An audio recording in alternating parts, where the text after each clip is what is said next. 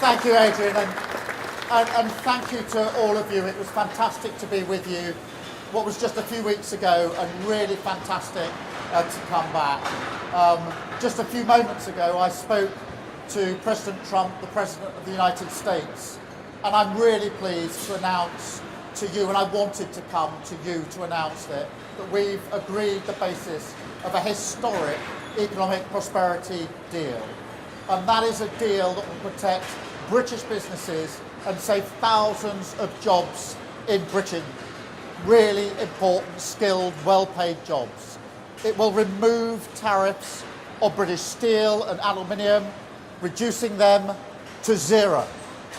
It will provide vital assurances for our life sciences sector, so important to our economy, and grant unprecedented market access for British farmers without compromising our high standards.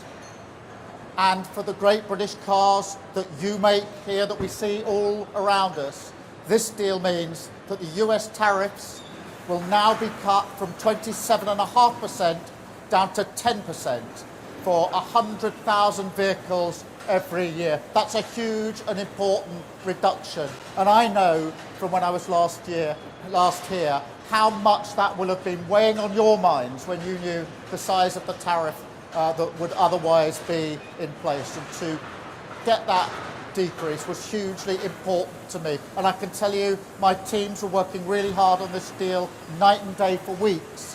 I was working with them. And in politics, what matters sometimes is who you have in your mind's eye when you're making these deals. Who do you have in your mind's eye when you're taking decisions? And what I took away from here last time was you and the brilliant work that you do, and had you in my mind's eye as we did that. And we've got scope now to increase that quota as we go forward. So this is not fixed. This is where we've got to. And all of these tariff cuts will come into place as soon as possible. And that's really important as well in relation to the work that you're doing and the brilliant cars that you make. And as Adrian has said, I was here with you just, as I say, a few weeks ago, and I promised you that I would deliver in the national interest. And today I'm really pleased to come back here to be able to look you in the eye and to say I've delivered on the promise I made to you. And that's why as soon as I knew this deal was coming in today, I said I want to come back to JLR to talk to the workforce there for whom this means so much. Now, of course, we are the first country to secure such a deal with the United States. And in an era of global insecurity and instability, that is so important. The great challenge of our age is to secure and to renew Britain. And that is what we're going to do. Acting in the national interest, shaping this new era, not being shaped by it. If it's not good for Britain, we won't do it. If it doesn't mean more money in people's pockets, we won't do it. If it doesn't mean security and renewal in every part of the country, we won't do it. But that doesn't mean we're turning inward. Instead, we're sending a message to the world that Britain is open for business, seeking trade agreements with India on Tuesday, with the US today, and working to boost trade with other partners too, including, of course, the EU, with whom we have a really important meeting just a week on Monday, making deals that will benefit working people.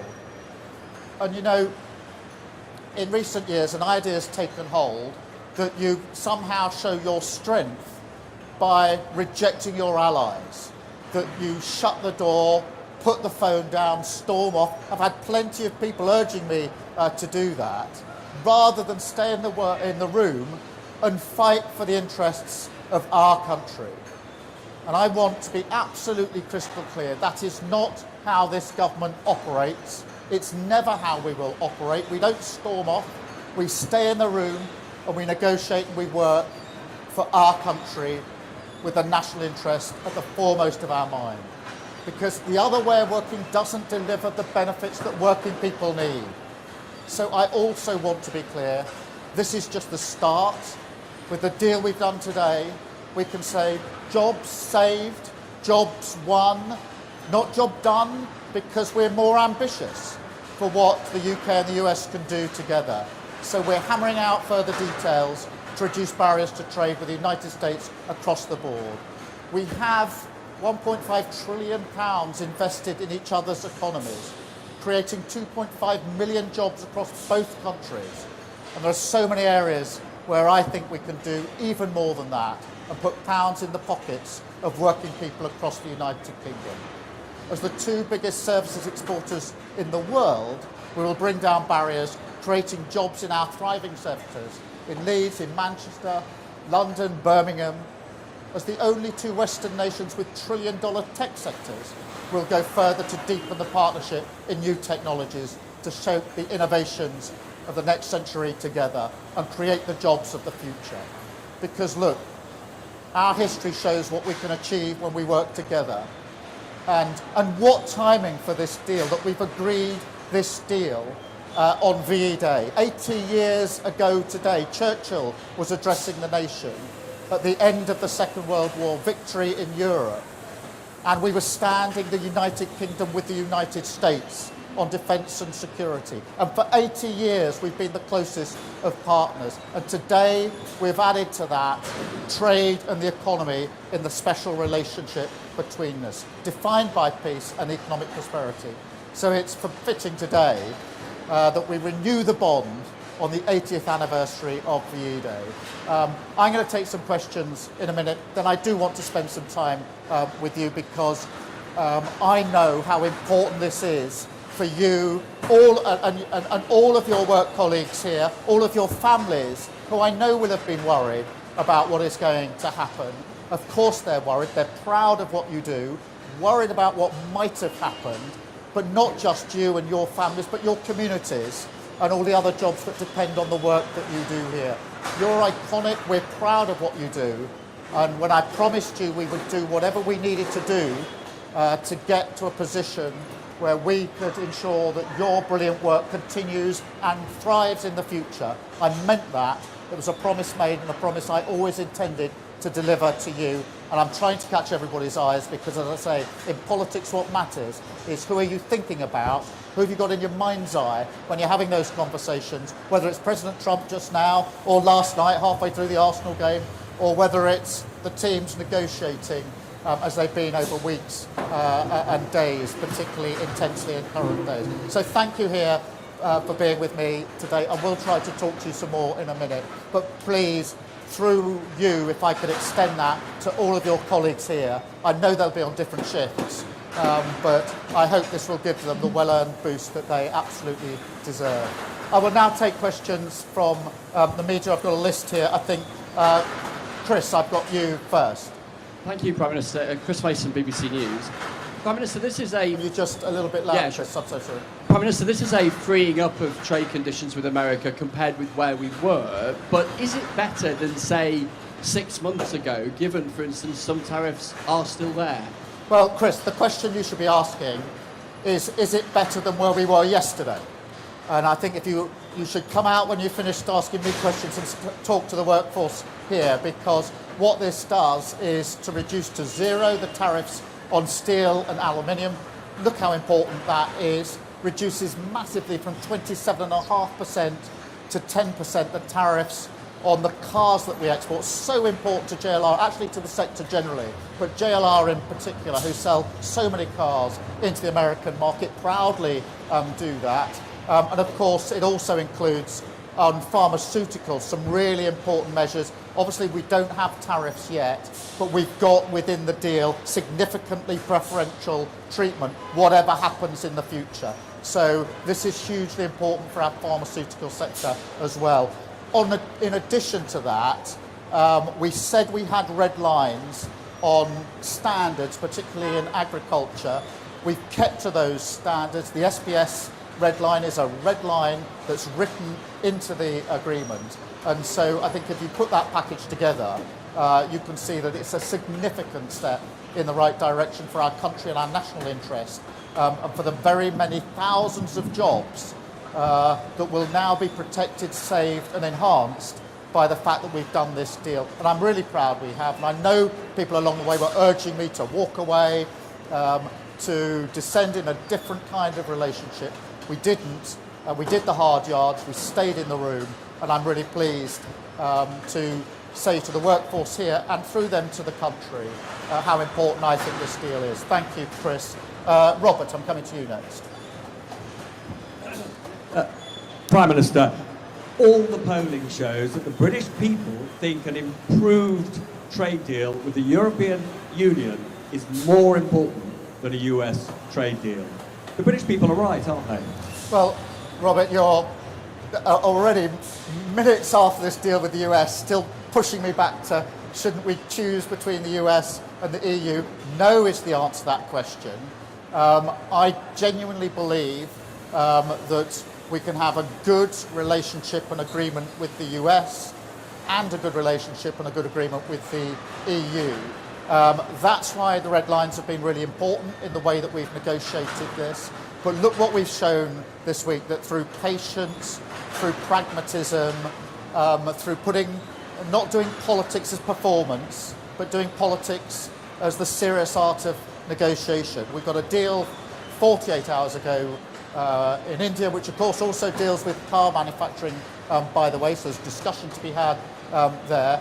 We've got the deal now with the US. We go on Monday week to the EU-UK summit, but I've always said that the strength of the UK is being able to deal both with the US and the EU on security and defence and on trade and the economy, and that's the basis on which we've moved forward. And I think the workforce here would say to you in very loud terms, thank goodness you didn't take the advice of others to walk away from the negotiations with the US, because it would be they that would pay the price if we had done that, and I wasn't prepared to let that happen.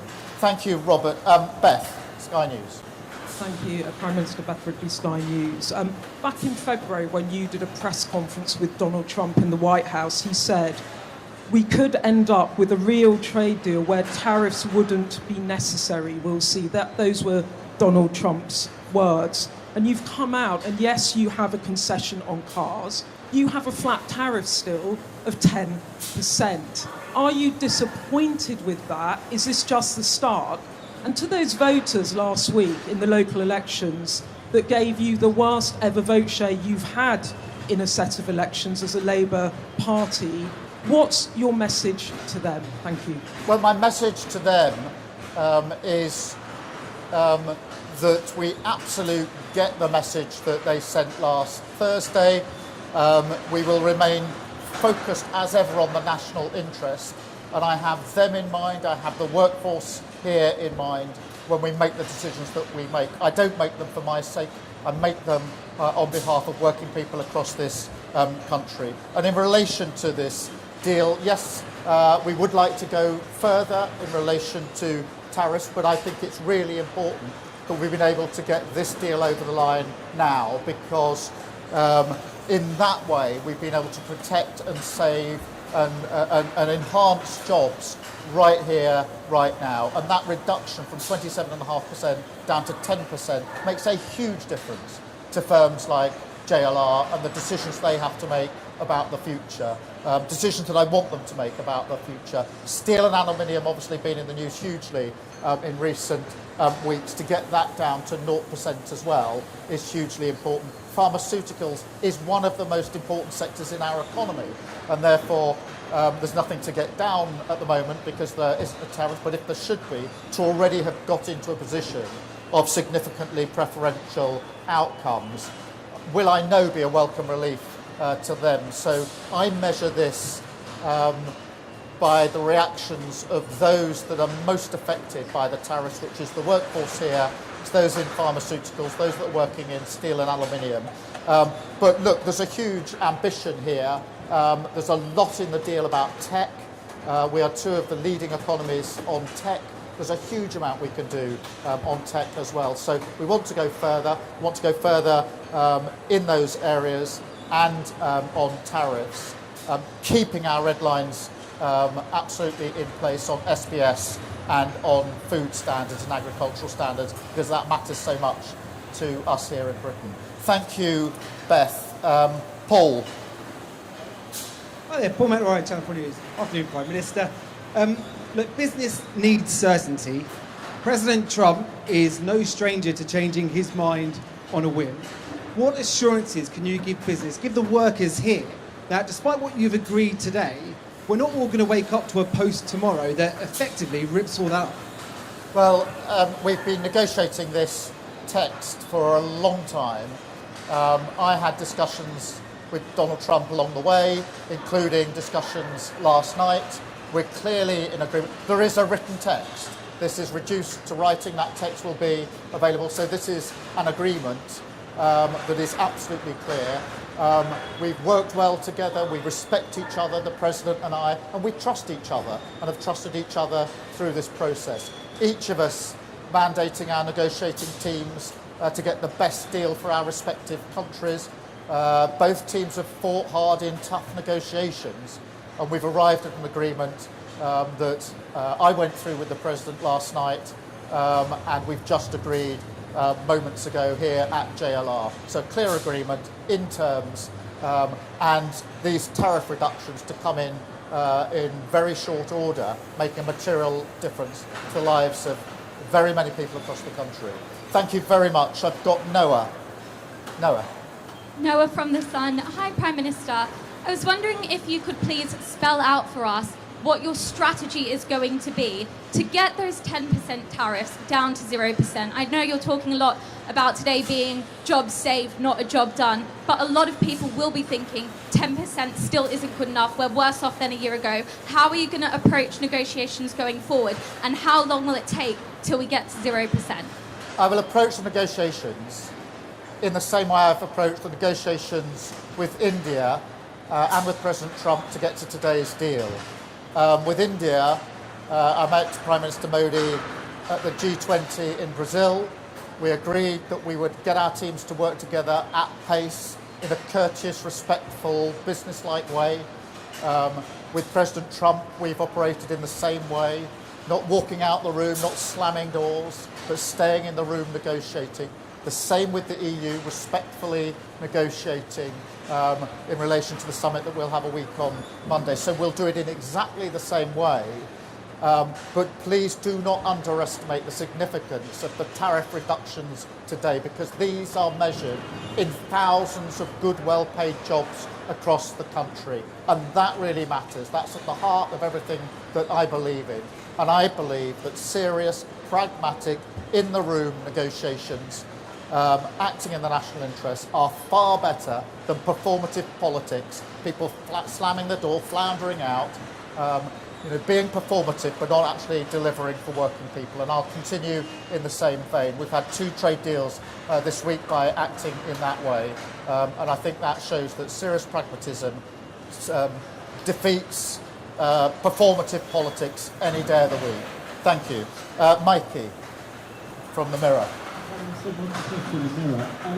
You mentioned tech a couple of times. JD Vance has on a number of occasions said that one of his red lines is concessions on our anti-hate speech laws. How have you managed? What, sorry? Anti-hate speech laws. How have you managed to talk him round on that? And very quickly, if I may, I think you'll admit that this wasn't what you were expecting to do today. Donald Trump has been struggling to land his arguments on tariffs. Have we been bounced into this by a president that needs help out of the hole?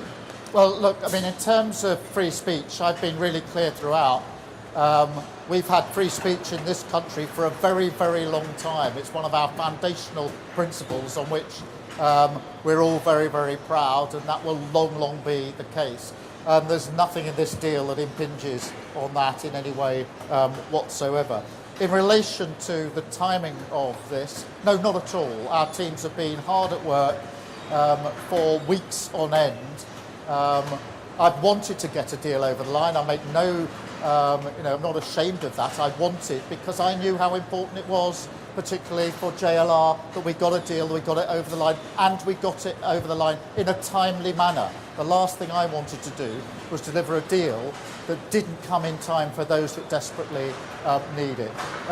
So, no, I didn't know the exact day.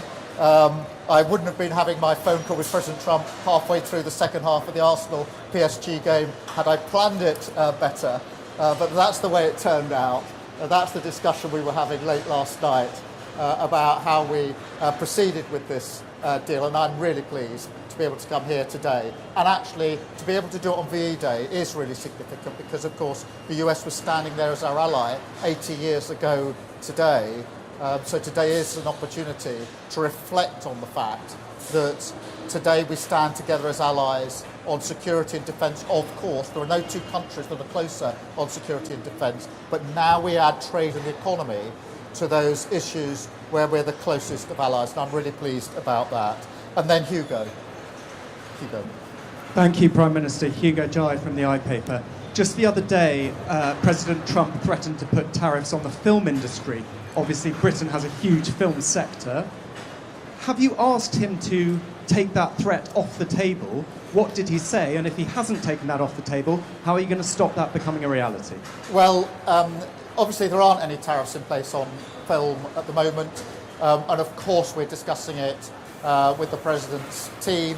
We'll take the same approach as we've taken on other issues, whether it's tariffs imposed, which we've been able to reduce, or potential tariffs in areas like pharmaceuticals or film. We'll take the same approach because for me what matters is acting in the national interest and making sure that everything that we do is good for working people in this country.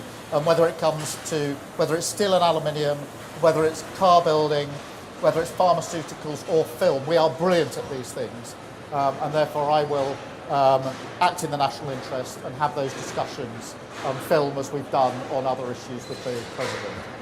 Thank you all very much indeed. Thank you. And I'll now talk to some of the workforce, if I may. How are you all?